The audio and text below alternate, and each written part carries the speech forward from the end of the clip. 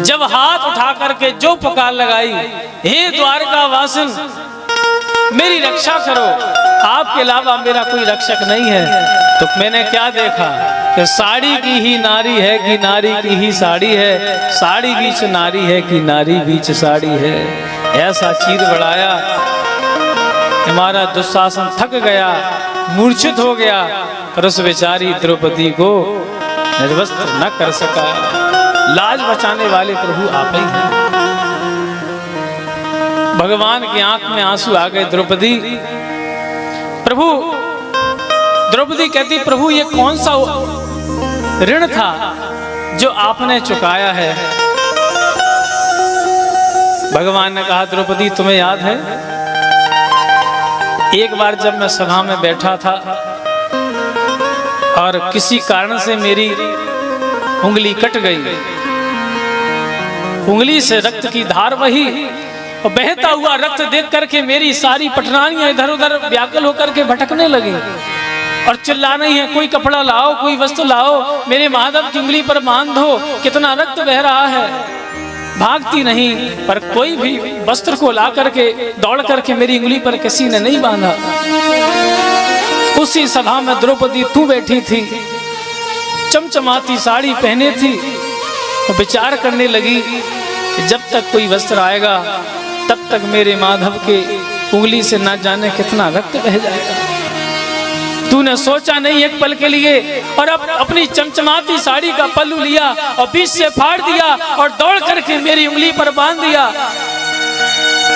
द्रौपदी, उसी ऋण का ये कर्ज है कि मैं आज तक तेरे लिए जब जरूरत पड़ेगी मैं तेरे लिए दौड़ करके आऊंगा। द्रौपदी ने कहा, प्रभु मैंने कौन सा उपकार किया? अरे ये वस्त्र ही तो था, सो मैंने दे दिया। पर प्रभु मैं सच्चे हृदय से कहती हूँ, अगर मेरी आंतों की भी जरूरत आपको पड़ जाए उंगली पे बांधने के लिए, तो मैं अपनी आंतों को भी निकाल करके आपको दे सकती हूँ। प्यारे घनश्याम यदि काम आवे आपके, फाड़ दूं नसों को, ये तो रेशम के धागे हैं। धागे भी साधारण है, कौन इनका मोल है। न दुल्हन के जोड़े हैं, न दुल्हा के बागे हैं। वो धागे हैं अभागे जो बड़े नहीं आगे, भाग उनके ही जागे जो उंगली पे लागे हैं। भाग उनके ही जागे जो उंगली पे लागे हैं।